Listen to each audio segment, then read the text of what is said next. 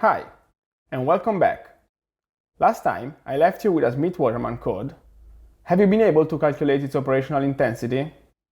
If not, it is not a problem. Now we will see together how to calculate its operational intensity. Let's start with some consideration on the code. First of all, we can see that the external loop iterates for matrix size minus n times, that is, n times m minus n times. Now, inside the loop, we have some operations that are always executed, and then two conditional statements. The first conditional branch is executed whenever the index I is equal to 0. In the code, this index is 0 whenever we are considering the first column, and in our particular case, it happens n-1 times. However, the number of operations that we need to count for our operational intensity in this particular branch is equal to 0, as there are only two assignments to local variables. For what concerns the else branch, by doing some math, we can understand that it is executed n-1 times m-1 times. This because the external loop starts iterating from n, and the if is executed n-1 times. To better understand the number of iterations, observe this picture. Our loop is starting from n, hence we are skipping entirely the first line. As the if considers only the first column, and the first element of the column has already been skipped, it iterates only n-1 times, as in this picture. The else takes all the remaining iterations. Observe this new picture. From here, it is clear that it iterates n-1 times m-1 times. Now, in the else branch, we can see that there is a best and worst case. The worst case happens when the condition of the last if branch is true for each iteration, while the best case is when the condition is always false. I am considering only the last if here, as for each of the previous if branches, the operations involved are just assignments. Now that we have all this information, we can see how to count the operations for this code. Let's start with arithmetical operations. We have the index that is incremented each iteration, as well as the two operations on the indexes I and j. Considering the else statement, we can see that there are 4 addition, resulting in nm minus m times 3 plus n-1 times m-1 times 4 operations. For arithmetical operations, both best and worst case are the same, as in the final if statement, there is no operation of this type.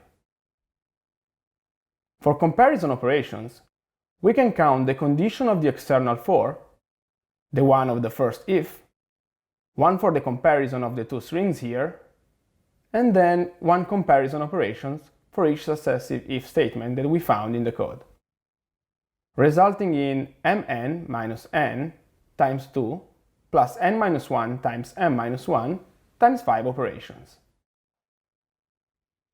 As before, also for comparison operations, best and worst case are the same. Last operations are the indexing one. There is one indexing operation outside the for to initialize the max index. Then we have 3 indexing operations here and other 2 here to store the results of the matrices. Then, in the worst case, we need to add 1 indexing operations, 0 otherwise. In total, we have then 1 plus n-1 times m-1 times 5 in the best case, and 1 plus n-1 times m-1 times 6 in the worst one. Let's have a look at memory traffic. Our function is reading 1 integer and 2 characters for n-1 times m-1 times, both in the best and worst case, and is writing an integer here and an integer and a short here for n-1 times m-1 times. Finally, in the worst case, we need to add another integer for the same number of iterations as before. Putting all these numbers together, we can see as the operational intensity, when our query size n is equal to 256 and our database m is equal to 2048, is equal to 1.668 in the worst case and 1.35 in the best one. That's great! We have the initial value for the number of operations performed for each byte of information that we are moving.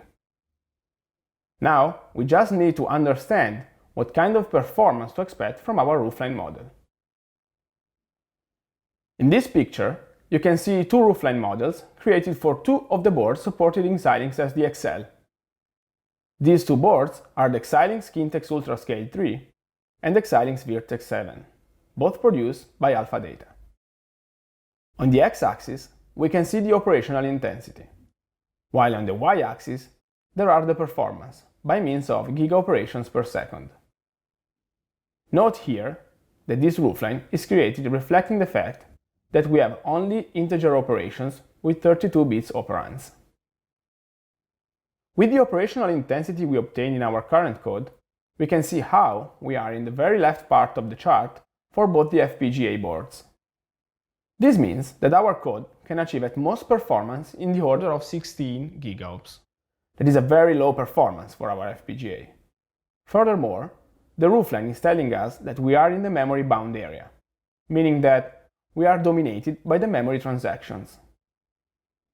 In order to increase the performance of our final architecture, we need to move to the right part of the chart. And in order to do so, we need to reduce the amount of data that we are moving back and forth to our FPGA device. This is not an easy task, and not always it is a viable solution. We will see next how we can tackle this problem. Now, we have a performance prediction for the naive implementation of our Smith-Waterman. In the next video, we will see how to run it on SDXL to perform software and hardware emulation. Then, we will start optimizing it, and we will use the Roofline to understand how the optimization we will perform will impact our performance.